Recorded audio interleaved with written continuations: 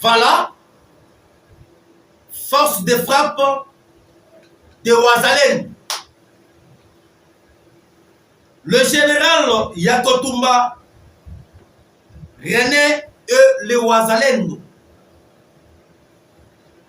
ont lancé des offensives foudroyantes contre le M23 par Alliance Fleuve Congo sur plusieurs fronts depuis ce soir.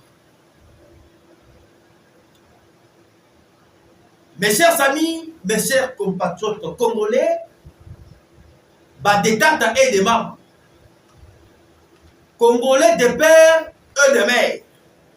Je pense que Nazali na Eseboumi qui épelé, ya kokuta na nabino, pour que tout bête solo ya mboka. Boye, mboka ezali wapi, to utu wapi, et tozali kokete wapi. Awa sikoyo bokoyeba. Plusieurs traîtres généraux neutralisés par les Wazalendo. Na minute oyo na plusieurs fronts. Oyo bitumba ezali kobundama. Ezali na ba territoire nini? Na ba cité nini?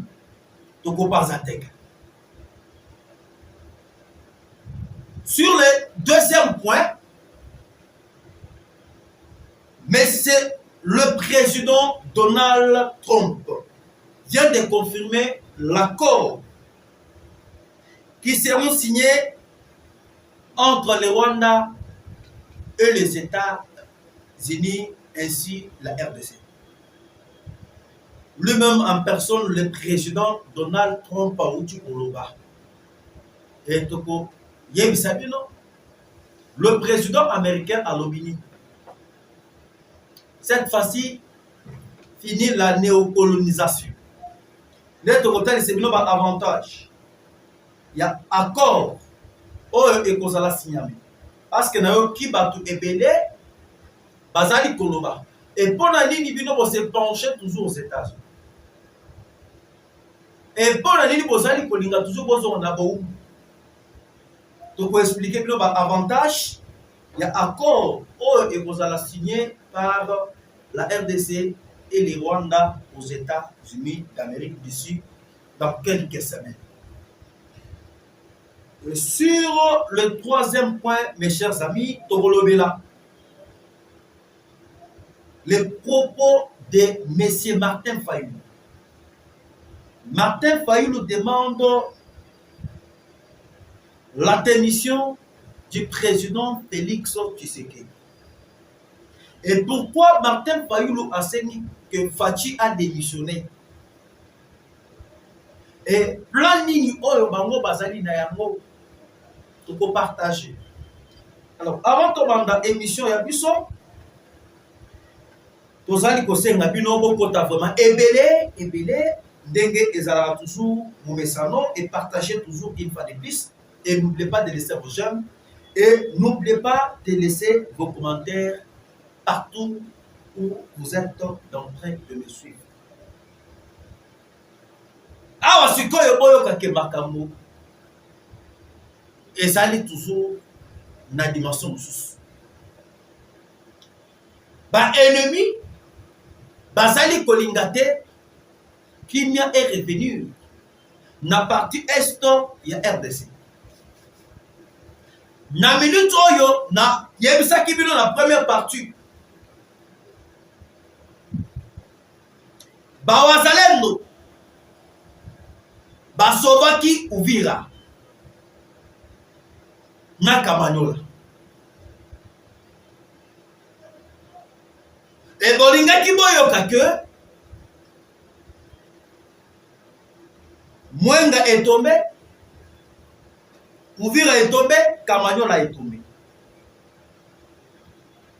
Le même jour, Kaka Mukolomoko. Et lorsque l'ennemi s'est préparé, Wazalendo, Ndengo Basali na Misumi Naiki. Baye koyeba. Et Bawazalendo va lancer attaque sur plusieurs fronts.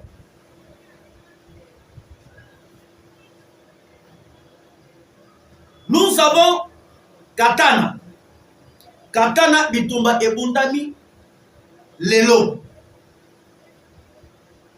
Kamanyola. Katokota. Uvira. Mwenga et fils. Bitumba Ebundami Lelo. Epa ya Bawazalendo. Dirigé par le général Yakotumba.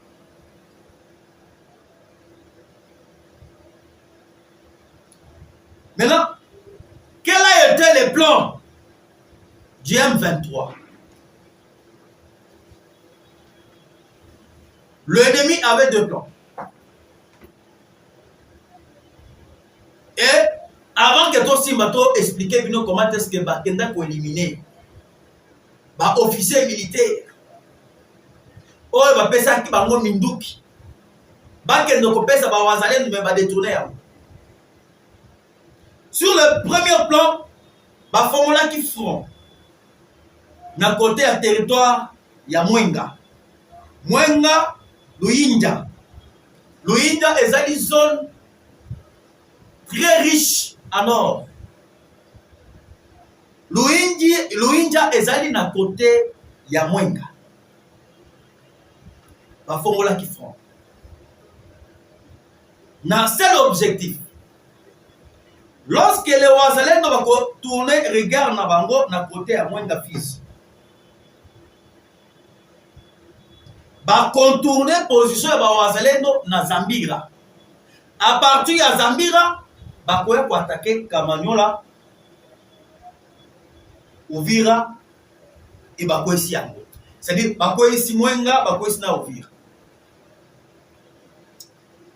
Mais grâce à la vigilance, il y a Bawazalendo, on a eu à sauver Kamanyola et Uvira.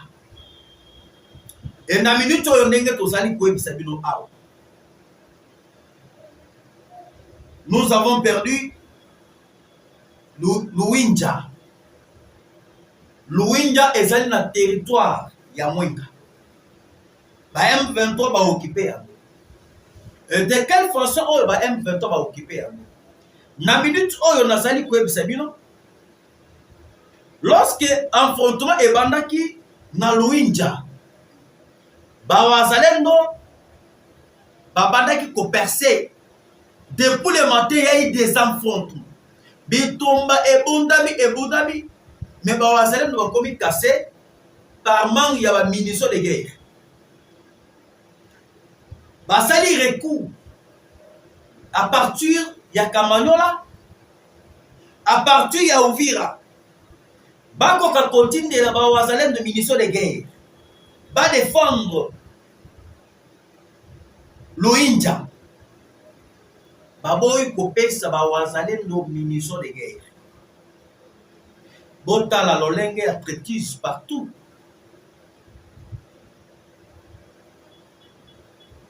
Ba jeune oyo bazali ko se sacrifier matin midi soir. Bawazalendo bazali ko bunda sans paiement. Ba futaka bango te. Sans prime d'encouragement. Ils ont répété. Mais ils défendent leur pays. Mais néanmoins, ils ont déjoué. Car il y a M23. Oh, Azala qui n'a pas. Oh, Azala qui est ciblé au Vira. Et la minute où on est tous allés pour Ebisabino. Ngai na sengi epa gouvernement congolais. Dans notre pays, nous avons l'armée au pas. Et tu commandes dernièrement, Bama Titi salaire, il y a chaque militaire. Et militaire a sali qu'on touche prime naé. Derrière le moment. Et pourquoi c'est traité jusqu'à présent? Donc, il n'y a pas un gouvernement congolais à Kosunga biso. Pour les Cameroun, est traité sur ces armées. Bon, t'as ton père de prénom. Louinja. Zone moko, et ça n'a pas minéré et belé autobingue ba or. Non, so par rapport à traituse.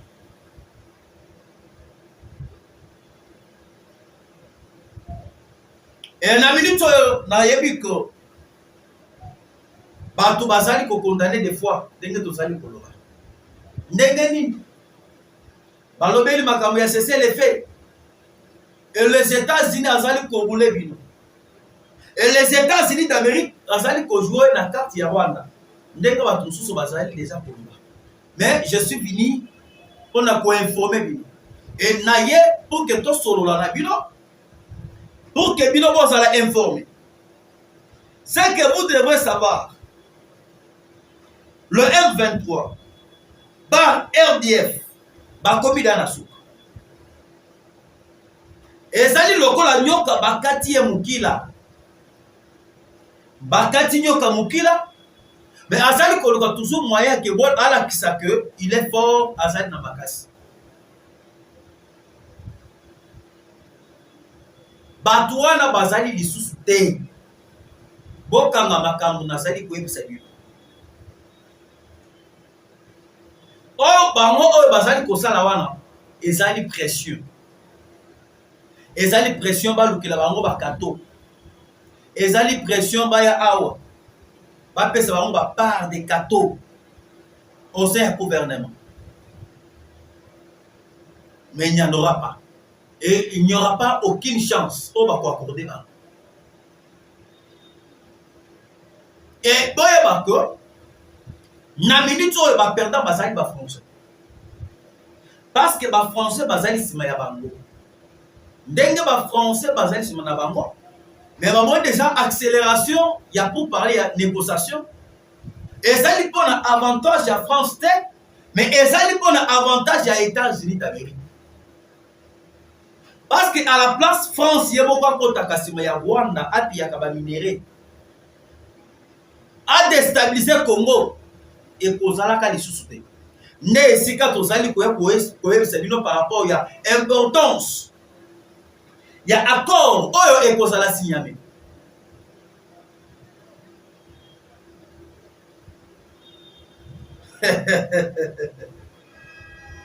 Bakomi deya na suka boyoka makambo nazali koyebisa bino. Et M23 bokanga eloko nazali koyebisa bino. Bako percer tata ovila ataka manyola.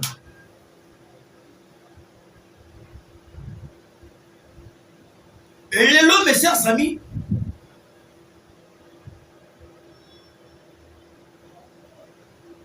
tant qu'on a sali quoi, c'est bien que il y aura de l'importance sur ces accords. Oh, et pour ça la signale. Nayoki bato epele balobi non. Ndenge nini fati aso kodima ba accord.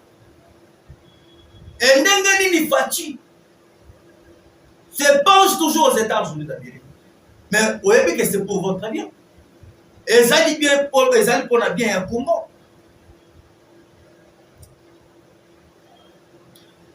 Bon, au moins peut-être, dans la émission, dans le accord de paix. Accord de paix. Et vous savez que l'importance, j'aimerais toujours revenir dans la place où il. Et lorsque la salle est dans la place où il, et pour permettre toujours bien. Pour que vous réfléchissez. Pour que vous tombiez dans le piège à l'ennemi. Dans l'accord de paix, vous allez signer. Il faut voir l'importance.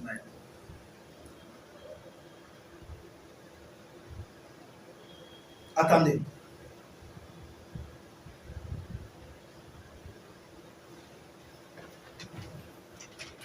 Sur cet accord, l'accord de partenariat RDC-États-Unis se bien fondé pour les biens de la population et pour les biens de la RDC. Ce que vous devrez savoir, mes chers amis, depuis très longtemps, les groupes armés ont endeuillé nos compatriotes du Nord Kivu et du Sud Kivu pour voler et piller impunément nos mines et piller impunément nos minéraux. ça fait à peu près 30 ans na Congo. Bitumba ebundami bato bakufi ebele ba perdre ba bien na bango. Rwanda a envahi RDC, appuyé comme il veut, comme s'il n'y avait pas d'État.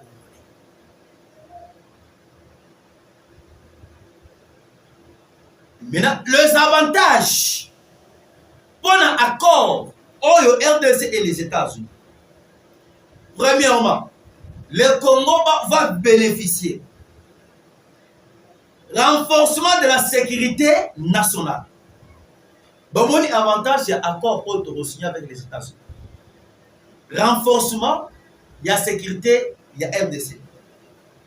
Il y a un moment où les États-Unis, à travers Elon Musk pour que coopération et salema on a makambo et satellite. À travers satellite, RDC a causé en mesure, il y a contrôlé la frontière avec les pays voisins.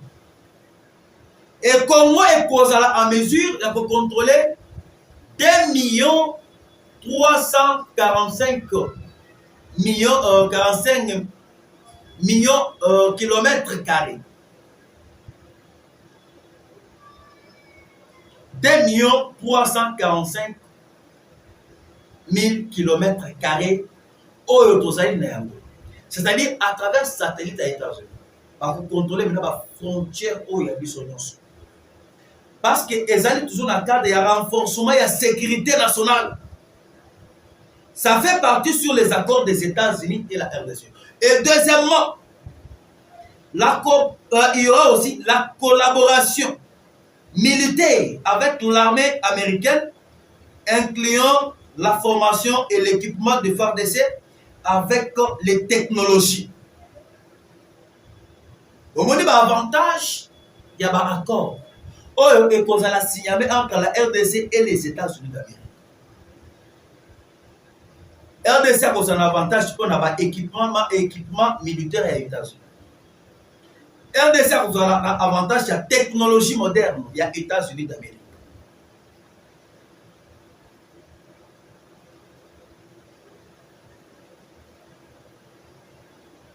Et ça permettra à la RDC de faire toute éventualité, menace dans un pays extérieur.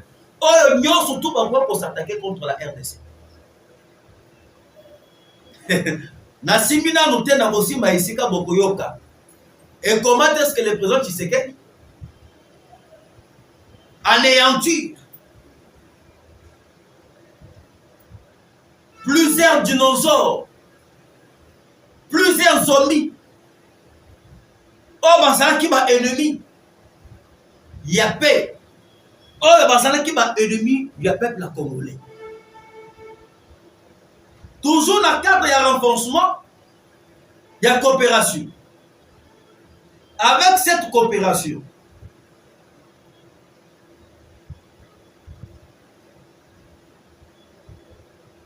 développement économique en facilitant des gros investissements des entreprises américaines dans le secteur minier et stimuler d'autres investissements étrangers. Je pense que vous avez attendu. Importance, il y a accord. Oh, dozali kolobela. Et ça, il n'y a pas de bazali kolobate que Tshisekedi a fait côté caminé par les États-Unis d'Amérique. Non. Et ça, il y a la carte, il y a partenariat. Tu as signé accord, bah, aider RDC avec les équipements militaires. Les États-Unis ont doté RDC avec des charges de combat parce que dernièrement, il y a eu tapé et pelé.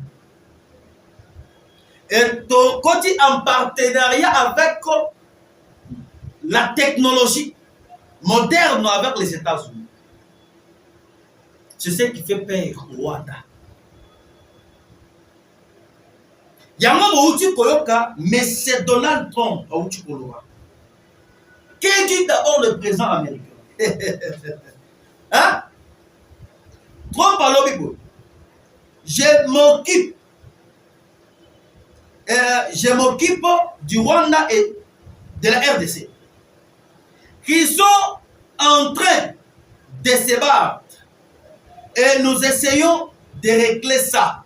Et je pense que nous avons reçu, nous avons fait un excellent travail. Personne n'en parle. Mais je pense que nous sommes proches d'un accord. On dirait qu'ils vont peut-être conclure un accord de paix, ce qui serait bien. Mais je m'occupe de beaucoup de choses différentes. Awa makambo ici déjà. Muntu oyo auti koloba c'est le président américain. Il a cité pour na makambo oyo ya RDC et le Rwanda. Ndenge azali ko s'occuper na yango. Pour na rapprochement ya accord. Maintenant sur ces accords avantages ya liboso ezali. Nous avons écarté deal ya Kenya, ya Rwanda, ya Museveni. À la place, bango bazala utilisé par des grandes puissances ya monde. Bakotaka na Congo ba piaka minéré, to écarter bango et biso Congo tozali ko coopérer directement avec tous les avertisseurs. C'est-à-dire l'Union européenne bako banda koleka à travers les États-Unis. Ceux qui bazali na posa ya minéré ya Congo, ils vont passer sur les États-Unis. À partir des États-Unis. Par rapport, il y a des gens qui koyoka, bakoti, babomi, bapillé, bakena yango.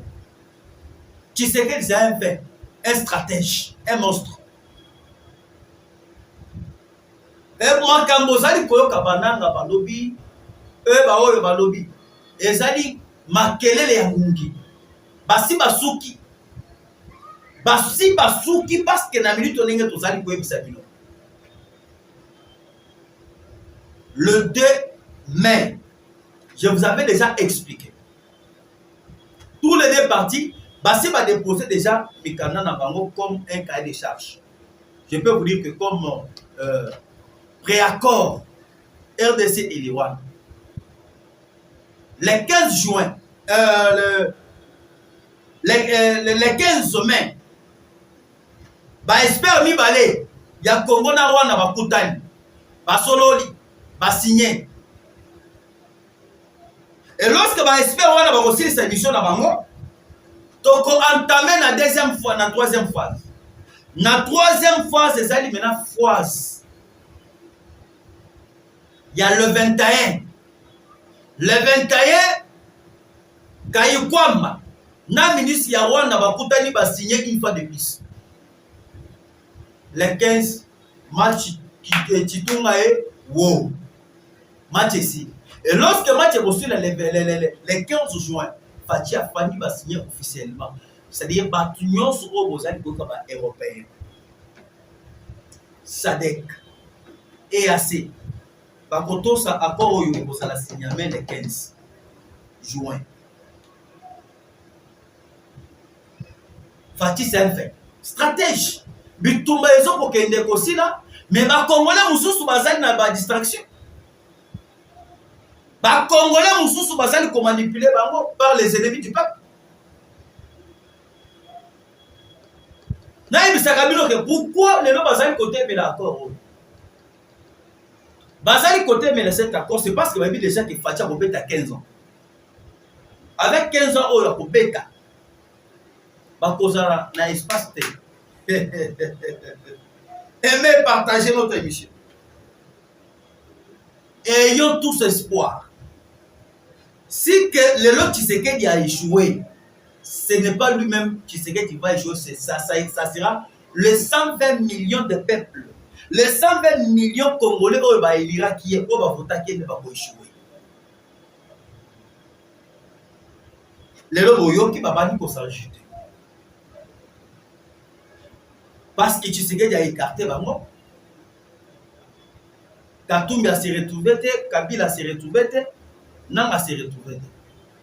À la place, Bango va se retrouver, Tshisekedi est allé coopérer directement na parrain na Bango. Lorsque le président Tshisekedi vous disait que Makambo Oyo n'a pas négocié na ba M23. M23 ezali coquille vide. Et je vais négocier avec leur maître. C'était dernièrement devant les députés, les sénateurs et l'Union sacrée. Je vais aller négocier avec leur maître. Parce que ceux qui n'ont négocié avec le M23, bah, il y a un cahier de charge. Il y a maître Oyo Yabango. À la place de ça, les mamans, tu bêtis directement avec les États-Unis. Et les États-Unis ont fait un Rwanda dans ma touille. La patrie ou la mort. Et na minute oyo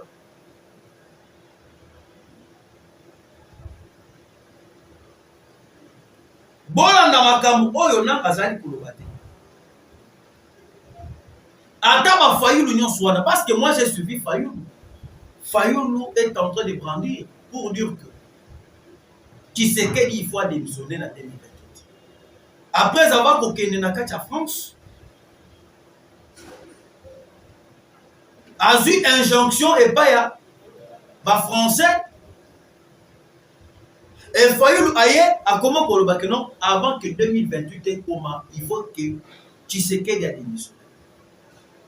Lorsque Fayulu parle c'est la France, il faut voyer.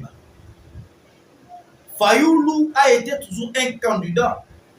Il y a pas français. Fayulu a été toujours utilisé par les Français. C'est un message direct que la France passe. Namono Koyame c'est Fayulu. Mes chers amis, je vous ai toujours dit qu'il y aura toujours des choses. C'est-à-dire, Fayulu à lobby, il faut que Tshisekedi a démissionné en 2028. Mais quelqu'un qui est civil, il n'a même pas de militaires, de policiers. À ce point, Tshisekedi a démissionné. Makas Naye Zaniwabi. C'est-à-dire, si Maya Fayulu, nous avons les Nanga, le M23, Joseph Kabila et Katumbi et la France. Et lorsque Tozali Komeka pour analyser na Baloba,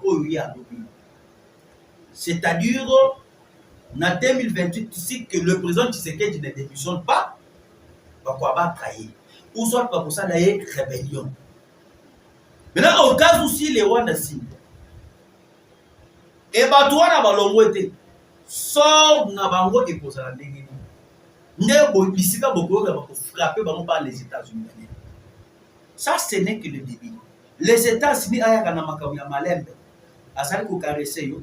Azali ko caresser yo. Mais en même temps, il prend des mesures contre toi.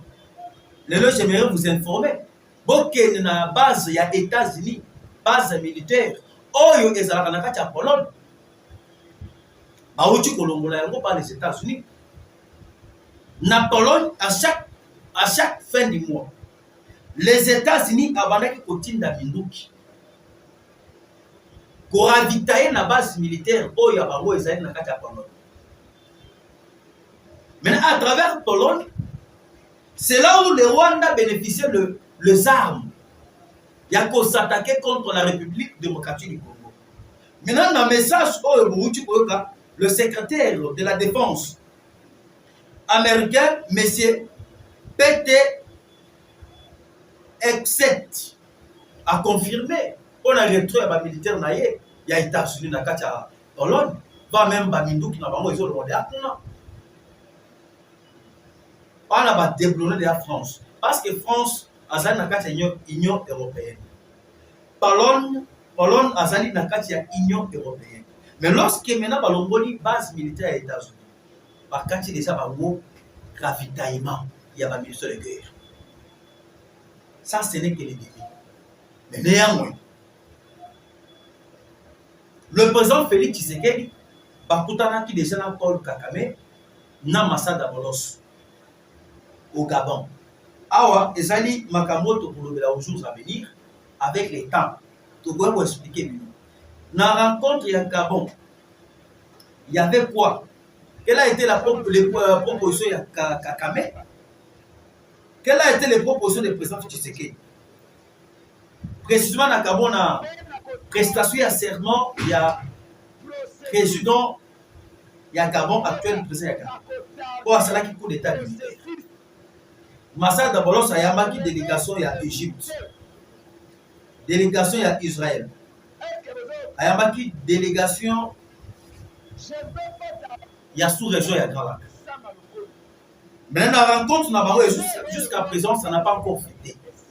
Une vraie information sur négociation, sur les pourparlers, oh ya bango, ce n'est pas encore fité. Et lorsque ça doit fiter, tu pourras pour expliquer du nom quelle a été la demande de Kakame et quelle a été la proposition de Massada Bolos. Merci, restons toujours en contact, mes chers amis, mes chers compatriotes congolais. Bye.